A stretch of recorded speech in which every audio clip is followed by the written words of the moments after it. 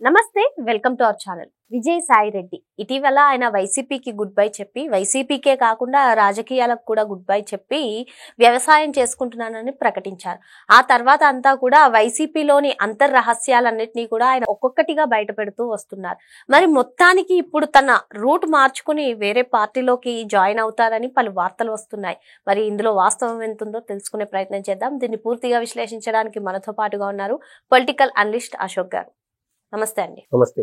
విజయసాయి రెడ్డి పార్టీని వదిలి బయటకు వచ్చేసిన తర్వాత ఆయన పార్టీలో జరిగినటువంటి అంతర్రహస్యాలన్నీ కూడా ఒక్కొక్కటిగా చెప్తున్నారు. 2019 నుంచి 2024 వరకు ఆంధ్రప్రదేశ్ లో ఏం జరిగిందో కూడా ఆయన ఒక్కొక్కటిగా చెప్తున్నారు. ఇంకా మరిన్ని వివరాలు కూడా చెప్తానని ఆయన ప్రకటిస్తున్నారు. ఇదంతా ఒకలా ఉంటే ఇప్పుడు ఆయన ఎలాగో వైసీపీకి ఆయన బై బై చెప్పేశారు. అదే విధంగా రాజకీయాలకి కూడా బై బై చెప్పినప్పటికీ కూడా ఆయన వేరే పార్టీలోకి చేరతారని చెప్పి పలువురు రాజకీయ విశ్లేషకులు చెప్తున్నారు. మరి మీరేమంటారు? వాస్తవంగా ఏదైతే లోకల్ పార్టీస్ ఉంటాయో, అంటే రాష్ట్రానికి పరిమితమైన పార్టీస్ ఉంటాయో, ప్రాంతీయ పార్టీలు, వాటికంటే నేషనల్ పార్టీస్లో చేరడం కానీ నేషనల్ పార్టీస్లో ఉండడం కానీ ఆ వెసులుబాట్లు ఎక్కువ. అంటే ఆ యొక్క మనిషికి ఎవరైతే జాయిన్ అవుతాడో అతనికి ప్రొటెక్షన్ స్థాయి పెరిగిపోతుంది. అందుకు చాలామంది కూడా నేషనల్ పార్టీస్లో జాయిన్ అవ్వడానికి ఎక్కువ ఇంట్రెస్ట్ చూపిస్తారు.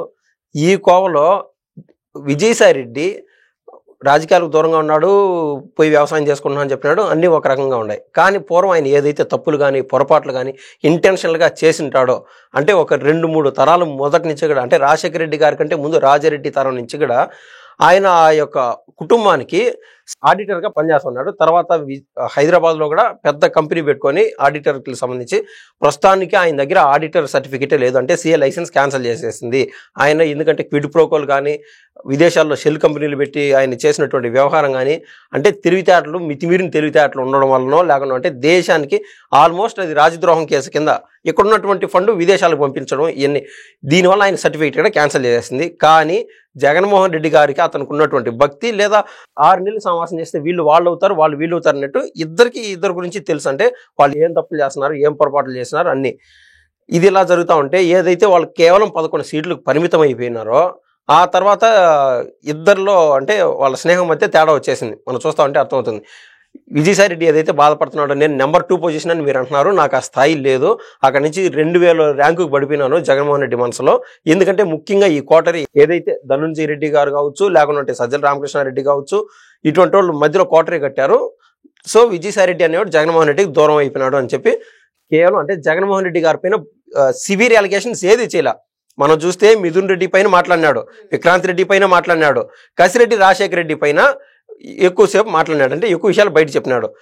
ఈ సమయంలో ఏం జరిగిందంటే కసిరెడ్డి రాజశేఖర రెడ్డి బయటకు వచ్చి ఆయన మాట్లాడిన విధానం బట్టే బాజ్ అంటూ సంబోధించాడు విజయసాయి రెడ్డిని.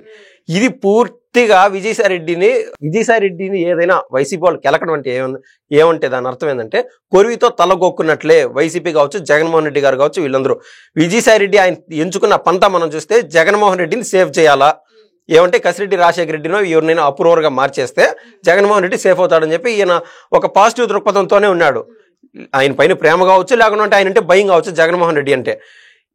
ఏదైతే కసిరెడ్డి రాజశేఖర రెడ్డి ఆడియో రిలీజ్ చేశాడో, ఇప్పుడు ఈయన వ్యవసాయం చేస్తున్నానని చెప్పిన సమయంలో ఏం చేస్తా వచ్చాడంటే, ఉత్తరాంధ్రలో ఎక్కువ మంది వైసీపీకి సంబంధించి ఎవరైతే అసంతృప్తి నేతలు ఉన్నారో, మాజీ మంత్రులు కావచ్చు, ఎమ్మెల్యేలు కావచ్చు, ఓడిపోయిన వాళ్ళు, లేదా హై లెవెల్లో ఉన్నటువంటి నాయకులు కావచ్చు, వైసీపీ వాళ్ళతో ముఖ్యంగా విజయసాయి రెడ్డికి టచ్లో ఉన్నాడు.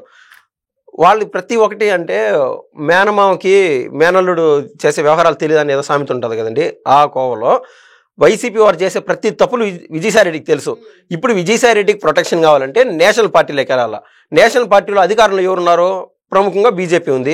బీజేపీలోకి వెళ్తే ఆయనకి ఏదన్నా కొద్దిమేర ఏదన్నా వెసులుబాట్లు కానీ సేఫ్టీ ఉంటుంది, ప్రొటెక్షన్ ఉంటుందని ఆయన అయితే ఫైనల్గా ఒక డిసిషన్కి వచ్చాయని మనకు అర్థమవుతుంది. ముఖ్యంగా ఒక్కొక్క అవినీతి కేసు బయటకు వస్తూ ఉండే కొద్దీ ఇంక ప్రొటెక్షన్ ఊపిరి ఆడకుండా అయిపోయింది విజయసాయి రెడ్డికి. సో వైసీపీ వారిని ఇంతమంది నేను తీసుకొస్తానని చెప్పి బీజేపీతో లాలూచి పడినట్లు మనకైతే అర్థమవుతుంది. అంటే మరి ఆయన ఏ పార్టీలోకి చేరే అవకాశం ఉందంటారు? బీజేపీలో జాయిన్ అవుతున్నాడు. నేను కావాలంటే 3 నెలల నుంచి కూడా నేను అదే మాట చెప్తున్నాను, నేను ఇదే మాట పైన ఉంటాను కూడా. అతను బీజేపీలో జాయిన్ అవుతాడు.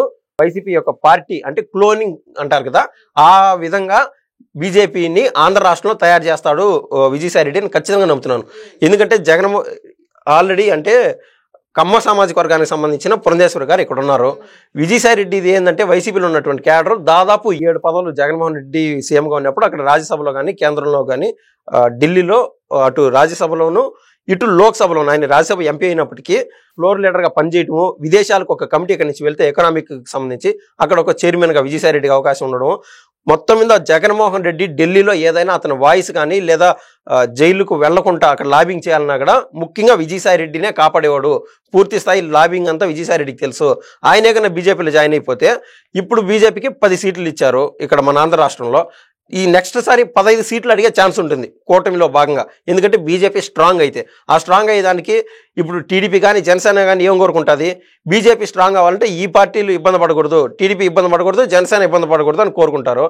కానీ విజయసాయి రెడ్డి కన్నా స్ట్రాంగ్ చేయాలనుకుంటే బీజేపీని, ముఖ్యంగా జగన్మోహన్ రెడ్డిని వైసీపీని దెబ్బ కొట్టే విధంగా ఆయన వ్యూహాలు ఉండాలా.